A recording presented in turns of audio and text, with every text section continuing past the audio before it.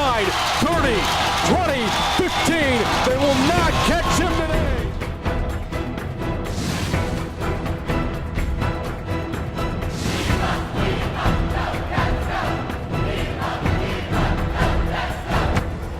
The Bobcats host the Jaguars, and we've got all the highlights.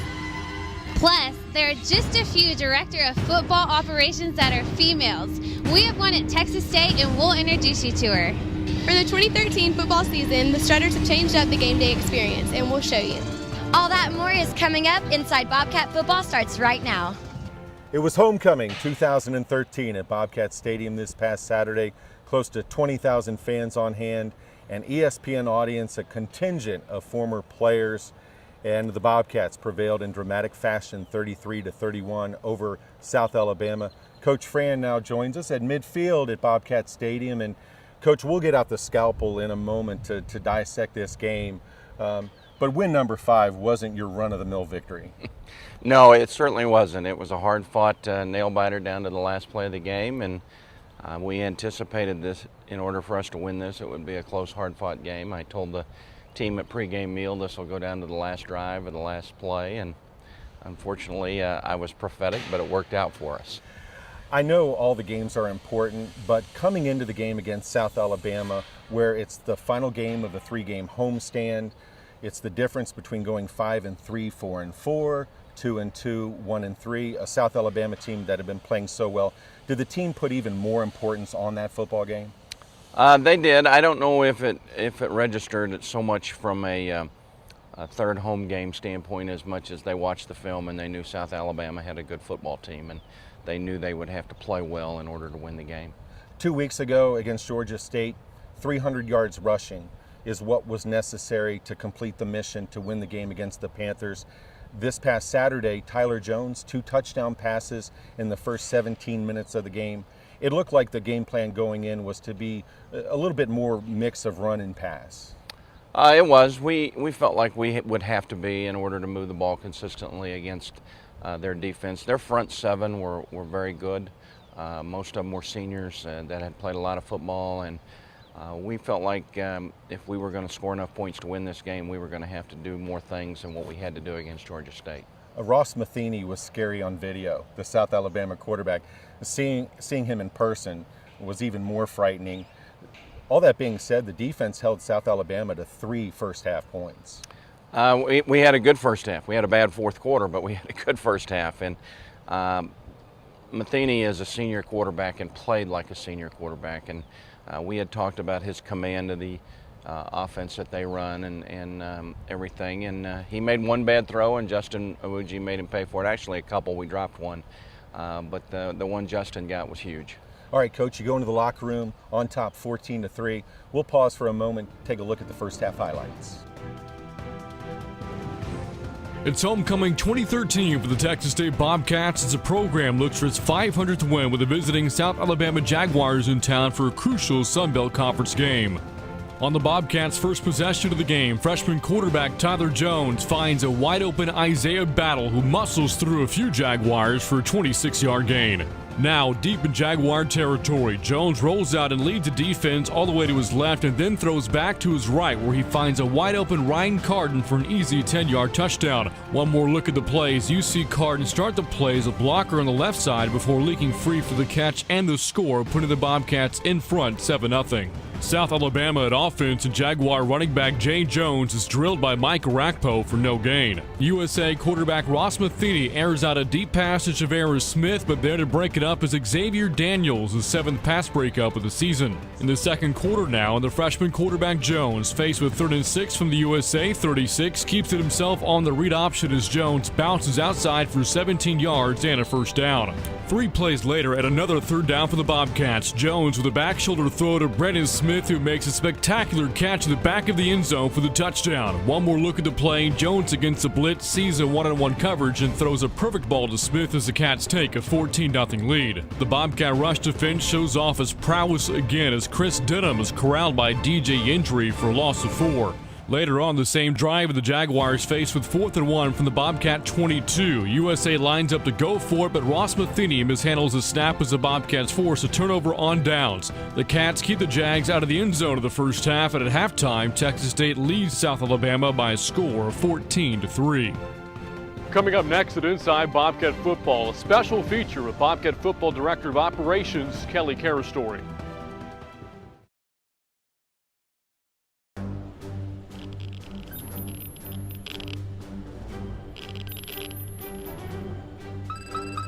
Color match test complete.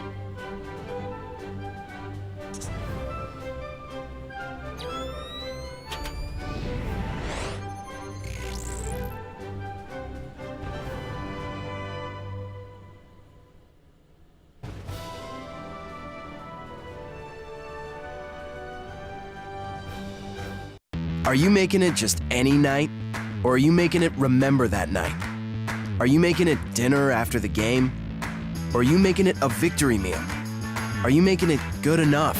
Or are you making it great with America's #1 choice, Pizza Hut? Now Pizza Hut offers that great pizza at a great price, the $10 any carryout deal. Any pizza, any size, any toppings, now just $10 when you carry out. We all have a choice.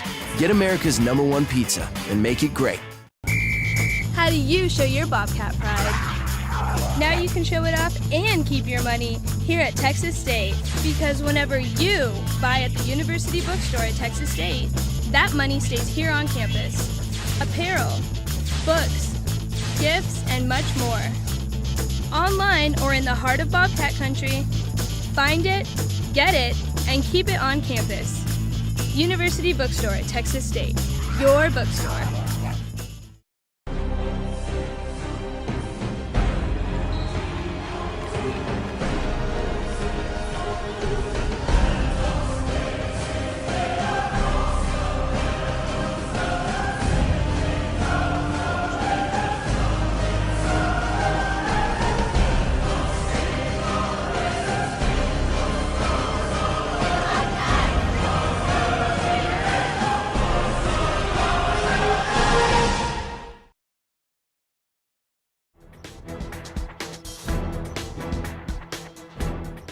There are just 3 women directors of football operations in the country in college football. One of them is here at Texas State, Kelly Carastory, who tells us her story on Inside Bobcat Football. Well, I started out as really not having anything to do in high school, and so I became an equipment manager for my high school team. And my high school coach said that you could do this throughout college, and it kind of help you pay for it and things like that. So I signed up to go to West Virginia University, receive my degree from there, and along the way, after I was a student there, a few years down the road, I got offered a full-time position in equipment, and that's where I met Coach Sniber and Coach Washington, and had stepped away from equipment and stepped away from football, and had a few free Saturdays and things like that, and the position came up, and Coach Fran called and interviewed, and here I am today. So, as Director of Football Operations, and being a woman in my case, is very rare, but we're out there. There are people that do what I do, and so while I may be blazing trails here at Texas State in this specific position, there are people in operations that are doing this every day out there. So it's pretty unique to be in my situation, because a lot of people think a coach or think a male, but really, I don't want to coach. I don't want to do the X's and O's. I just want to make sure that the meals are there on time and hot and ready, and the hotels are great, and travel goes well. On game day, really, I'm making sure that breakfast and pregame meal are served. Everything's gone okay with the hotel, and then it's really about arriving here on time, making sure that all the coaches have to do is coach and all the players have to do is play. If you want to blend and you want to be here with the boys, as I like to say, really just work hard. Just know that the reason I'm in the position, I truly believe, is because I worked when nobody else was watching, when I didn't think they were watching. I kept my focus, I kept the task at hand. I had fun when I needed to have fun, and I worked when I needed to work. And really that's what got me here was I would like to think my work ethic and my work just behind the scenes, and knowing that I'd be there and show up every day, my consistency, my loyalty, and really just, keeping at it. And what I suggest is just keep working, and there's going to be bad days. There's going to be days that it isn't a man's world, and we're going to have to face that type of thing, but just keep working at it, and you never know who's going to notice and who's going to notice it and not even acknowledge it. So just keep working at it, and you'll get there eventually.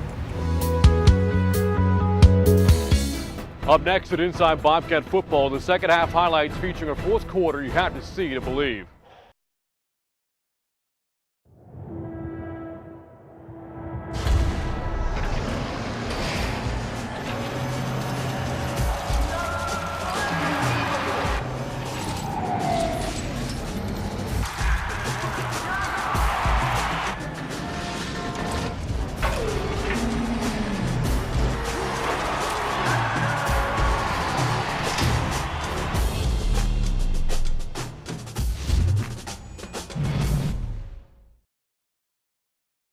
Texas State is a place that encourages dreams and offers connections that make those dreams come true.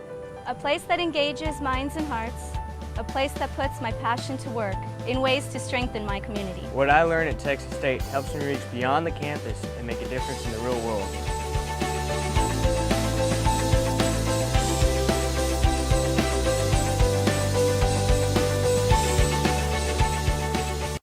Early on, it was just a game. Then it became your passion. You've sacrificed everything to arrive at this moment. Where my dogs at? Where my dogs at? Yeah! This is where it all comes together. Oh yeah! He's got 20, 10, 5 touchdowns! And this is where it happens.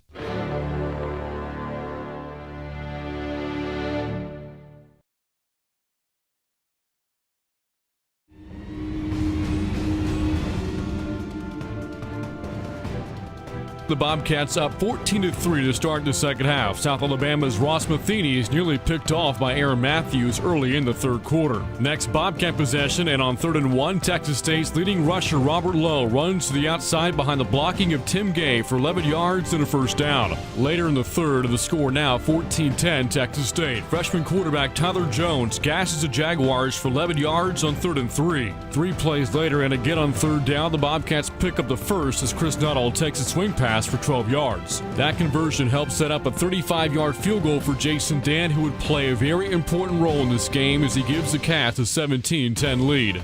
Now to the fourth quarter, and the score tied to 17. Jones steps up in the pocket and fires a strike to Isaiah Battle, who makes a tremendous catch, good for 31 yards. With that big play, the Bobcats again are able to get into field goal range, and again Jason Dan delivers on a 39-yard field goal, giving Texas State back the lead 20-17. Ensuing drive for South Alabama in the fourth quarter, insanity starts to kick into high gear as Justin Aruji intercepts a pass from Matheny, taking it back 29 yards to the house. A pick six that gives the Bobcats a 27-17 lead, but the Jaguars answer on their next possession to draw back to within 3. Bobcats looking to answer and go back to the ground game as Chris Nuttall fights his way through USA's defense for 19 yards. Next play, and it's Robert Lowe's turn. The sophomore takes a handoff and explodes off right tackle before cutting back up the middle for 22 yards, his longest run of the night. And that sets up another Jason Dan field goal, a 43-yarder, giving the Bobcats a 30-24 lead. Again, the Jaguars respond, and with the touchdown lead 31-30 with under 90 seconds left to play. Bradley Miller comes up with a key 12-yard catch for a first down. However, after a pair of penalties, Texas State is eventually faced with 4th down and 24 from their own 26-yard line, and the Bobcats come up with what might be remembered as a play of the year as Ben Ija hauls in the pass from Tyler Jones that eventually streaks downfield to the Jaguars' 23-yard line. An unbelievable 51-yard play on 4th and 24. But the play means nothing unless Jason Dan makes a field goal. He's already hit 3 tonight. What's one more? Dan nails the biggest kick of his career, a 41-yard field goal with 4 seconds left as the Bobcats win a wild game over the Jaguars. Your final score from Bobcat Stadium: Texas State 33, South Alabama 31. Coach, we're going to go ahead and hit the fast forward button and go to the fourth quarter of the game Saturday. After 3, the Bobcats are up 17-10, and just like to hear your comments on the performance of the offense, where you had Chris Nuttall and Rob Lowe combined for 267 yards against Georgia State a couple of weeks ago, and against South Alabama, some tough yards, 165 combined for those two, and then your quarterback Tyler Jones certainly had an impact on the running game as well. You know, our offense was a little closer to balanced in terms of yards, which is good. That's what we would like. Tyler played much better, and he made one errant throw that he probably shouldn't have made, but other than that, he made a lot of good throws, and that was good to see. Our receivers made some great catches, and Rob and Chris always do a good job for us in the running game, and our offensive line is noticeably getting better, and that's a big key to all this. This isn't a repeat of last week's show, and you already mentioned Justin Awuji, the job he did on that interception. Midway through the fourth quarter, Matheny very good with the football, great decision maker, and I thought Justin Awuji did a great job of undercutting that route like he did a week ago. And I know you and I were both joking with Justin in practice last week. He finally took one to the end zone. Yeah, he is a smart football player. He knows how to bait the quarterback into throwing one. And he's gotten his picks this year, and we've been kidding him about when are you going to score with one of them. And he told Coach Schultz earlier in the day he was going to do that this week, and he did.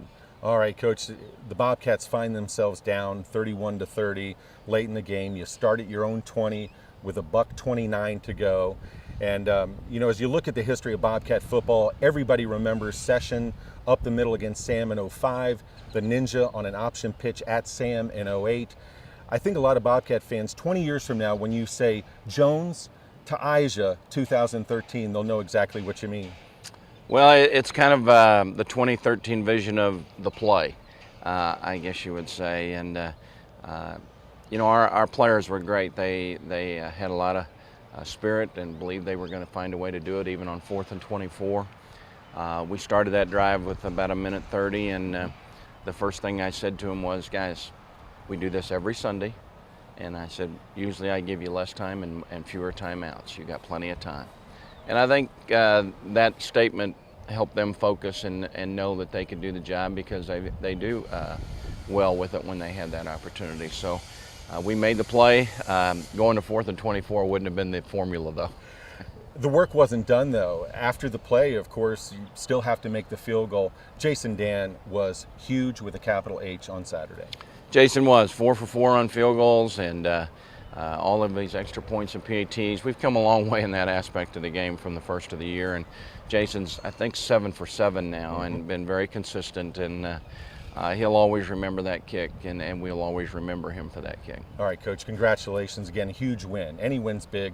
That was huge on Saturday. We'll pause. We'll come back and wrap up South Alabama, and then we'll take a look at the Idaho Vandals. All right.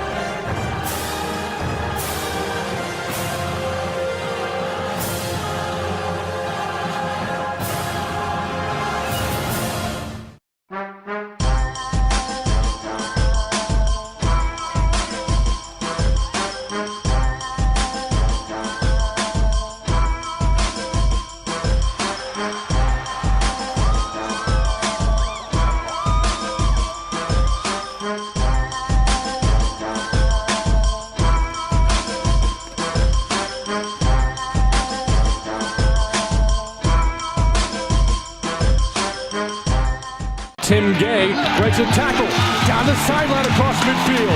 Inside the 30, 20, 15. They will not catch him today. Touchdown.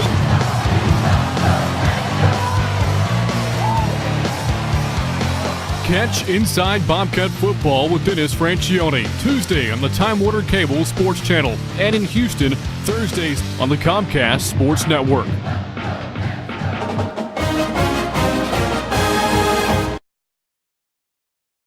Athene throws far side, pass picked off, Awuji, 15, 10, pick 6, Justin Awuji for the Bobcat touchdown. I mean, it's film study. I mean, we coaches harp on film study all the time, and you know, it pays off. It really pays off. Coach, before we look at the upcoming road game at the Idaho Vandals, one of the things that I thought about on the drive home on Saturday is when it comes to football players, there are some players who don't deal with pressure at all. There are some where pressure doesn't affect them very much, and then there are some guys who thrive on pressure. And when you think about the big plays in that game, Jason Dan was the backup kicker a month ago. Tyler Jones, your freshman quarterback, was the scout team quarterback a number of weeks ago. Ben Iju was kind of the other receiver behind Erickson in battle, and you're playing without your leading tackler, David Mayo, and again, McMiller steps up, Smith steps up. When you talk to your team and talk about dealing with those moments, those pressure moments, what do you tell your guys? Well, I think the biggest thing is that if you prepare well, then you're ready for those situations. And fortunately for our team, we have some guys getting better. And I think you reach November, which is about where we are now, and your team's only going one of two directions. It's getting better or it's getting worse. It's never staying the same. And we've been able to overcome some of the injuries or play of some guys with guys stepping up and answering the bell when the time has arrived. And those are all good examples that you pointed out. Coach, now you go on the road to take on the Idaho Vandals, a record of 1-7, but as I looked at them, they are far better than that 1-7 record. They have played a gauntlet of a schedule. Now, with the road trip, you're going 2,000 miles. It's going to be an indoor stadium. You're going to non-conference. What are you and the veterans and staff going to tell the guys about, focusing on what is a good Vandal team and forget that record?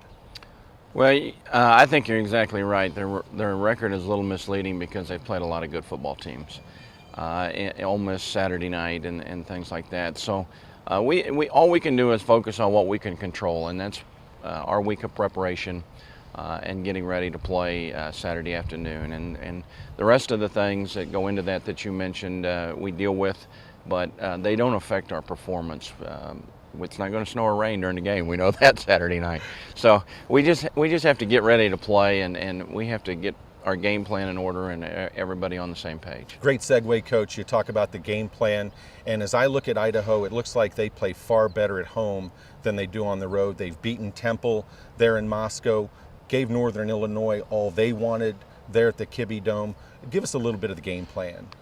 Well, you're exactly right. They are a better home team. Most teams are better home teams, and they certainly do play better at home. We're going to have to manage all their multiple fronts and coverages. They do a lot of different things on defense. We're going to have to continue to play good defense ourselves and contain their running game and make them a little bit one-dimensional. And then we're going to have to stay consistent in the kicking game as we have done week in and week out. All right, Coach, again, congratulations. The win over South Alabama. I still have goosebumps, and we'll see you at the Great Northwest this upcoming Saturday against Idaho. All right. Up next at Inside Bobcat Football, we'll show you how the Texas State Striders are changing the game day experience at Bobcat Stadium.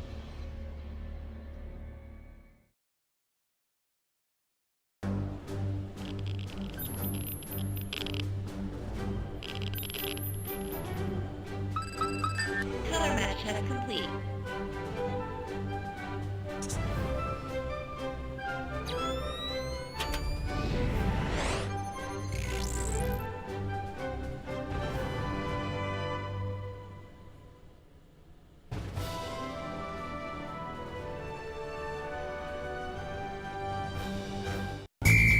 How do you show your Bobcat pride? Now you can show it off and keep your money here at Texas State, because whenever you buy at the University Bookstore at Texas State, that money stays here on campus. Apparel, books, gifts, and much more. Online or in the heart of Bobcat country, find it, get it, and keep it on campus. University Bookstore at Texas State, your bookstore. Jones steps up, rolling right, throwing downfield. Pass is caught by Aisha inside the 30. Breaks a tackle 25. Down to the Jaguar 22-yard line.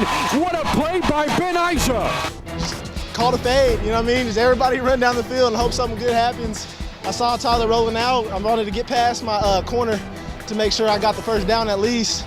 And then Tyler just put it on me, made one miss. I was at the sideline and got us in field goal position.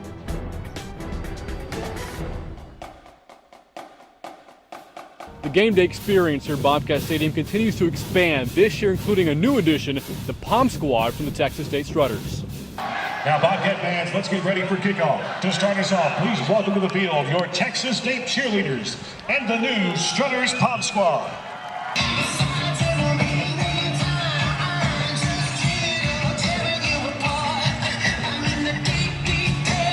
It started because we moved up to the Division I conference.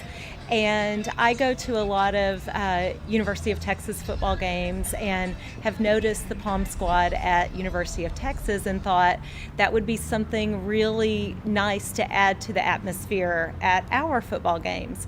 And instead of having a different group do it, the Strutters, who are already talented and have good dance ability and are real spirited, I just thought they were the perfect group to do that. So now, in addition to performing at halftime, we perform pregame and they perform on the sidelines during the game.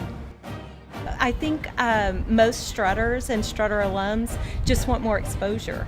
And, you know, if we can't have more minutes at halftime, which we can't because of television and because of the things that are going on with the athletic department, why not do it at a different time pregame?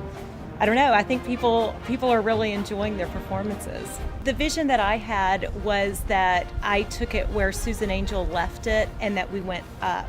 That it became something that every high school girl wanted to do, wanted to come here to be a Strutter, to perform pregame, to perform during the game, and to perform at halftime. I just want them to choose Texas State and to choose Strutters over some of the other university Pom Squads.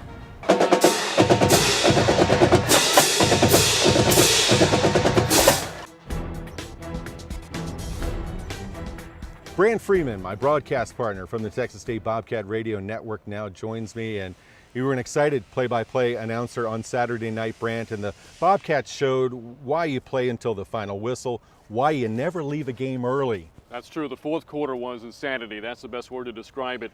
37 points scored in the fourth quarter between the two teams, over 400 yards of offense. Ross Matheny, the Jaguar quarterback, threw 4 touchdown passes, 3 for his team, 1 for the Bobcats, and a pick 6 from Justin Awuji. And of course, you have to go back to the 4th and 24 play.